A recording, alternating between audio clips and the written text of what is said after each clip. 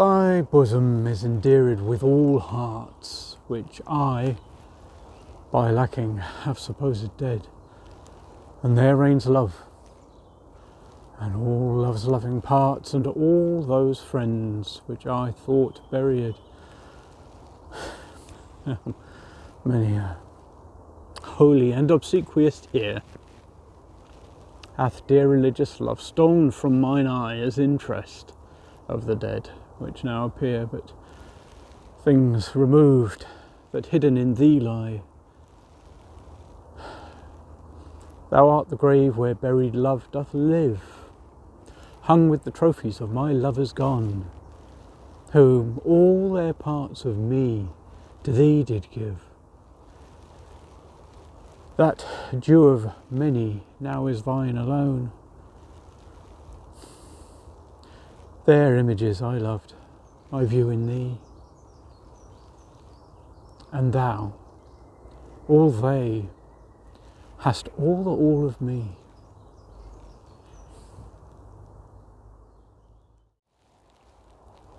If thou survive my well-contented day, when that churled death my bones with dust shall cover, and shalt by fortune once more resurvey these poor rude lines of thy deceased lover, compare them with the bettering of the time, and though they be outstripped by every pen, reserve them for my love, not for their rhyme, exceeded by the height of happier men.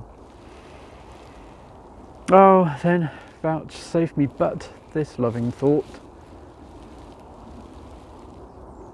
Had my friend's muse grown with this growing age, a dearer birth than this his love had brought to march in ranks of better equipage.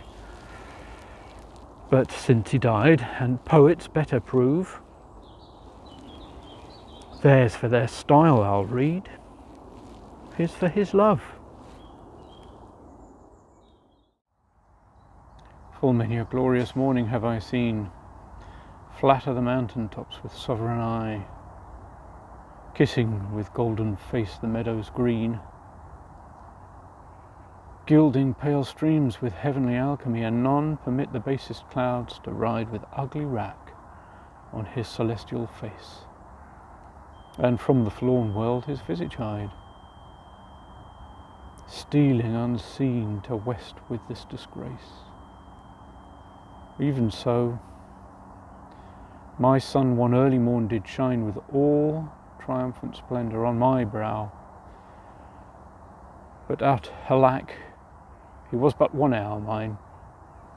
The region cloud hath masked him from me now. Yet him for this my love no whit disdaineth. Sons of the world may stain when heaven's sun staineth.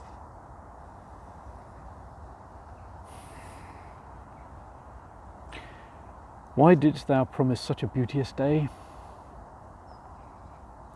and make me travel forth without my cloak, to let base clouds o'ertake me in my way, hiding thy bravery in their rotten smoke? 'Tis not enough that through the cloud thou break, to dry the rain on my storm-beaten face, for no man well of such a salve can speak, that heals the wound and cures not the disgrace. Nor can thy shame give physic to my grief. Though thou repent, yet I have still the loss. The fender's sorrow lends but weak relief to him that bears the strong offence's cross. Ah, but those tears are pearl which thy love sheeds, and they are rich and ransom all ill deeds.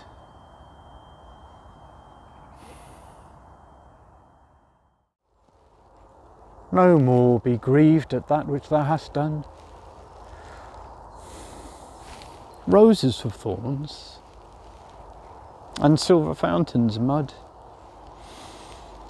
Clouds and eclipses stain both moon and sun, and loathsome canker lives in sweetest bud. All men make faults, and even I in this, authorizing thy trespass, with compare myself corrupting, salving thy amiss, excusing thy sins more than thy sins are. For to thy sensual fault I bring in sense. Thy adverse party is thy advocate, and 'gainst myself a lawful plea commence. Such civil war is in my love and hate, that I an accessory needs must be to that sweet thief which sourly robs from me.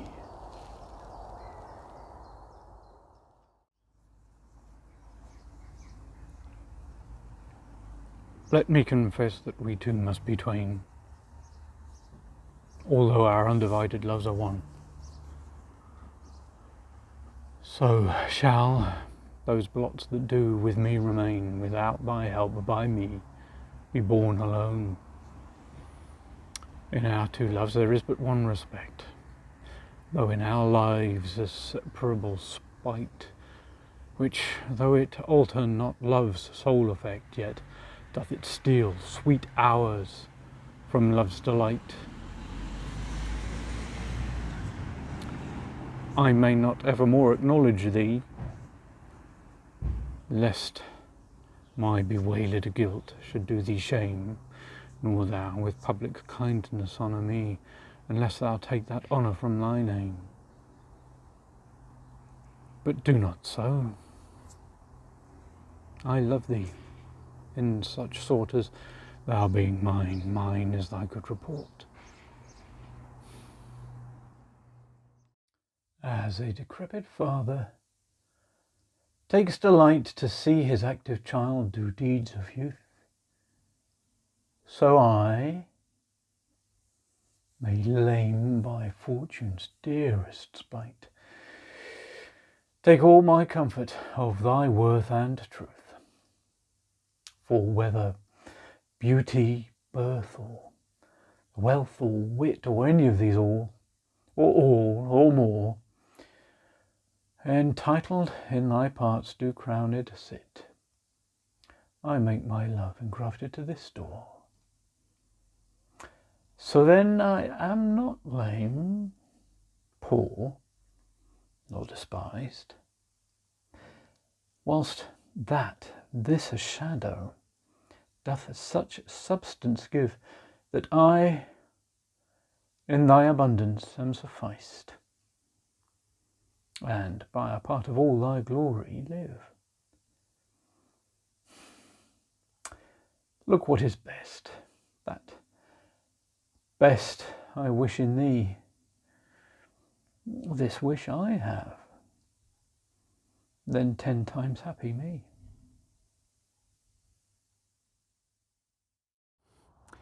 How can my muse want subject to invent, while thou dost breathe, that pour'st into my verse thine own sweet argument, too excellent for every vulgar paper to rehearse? Oh, give thyself the thanks, if aught in me worthy perusal stand against thy sight. For who's so dumb that cannot write to thee, when thou thyself dost give invention light? Be thou the 10th muse, 10 times more in worth than those old 9, which rhymers invocate, and he that calls on thee, let him bring forth eternal numbers to outlive long date. If my slight muse do please these curious days, the pain be mine, but thine shall be the praise.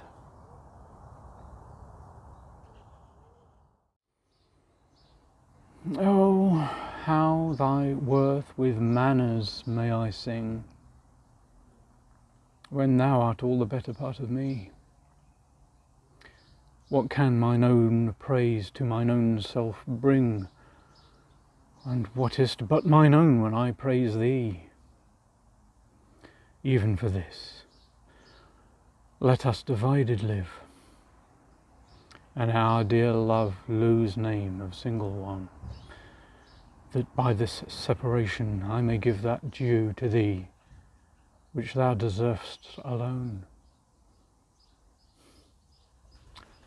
O absence, what a torment wouldst thou prove, were it not thy sour leisure gave sweet leave to entertain the time with thoughts of love, which time and thoughts so sweetly dost deceive, and that thou teachest how to make one twain, by praising him here who doth hence remain.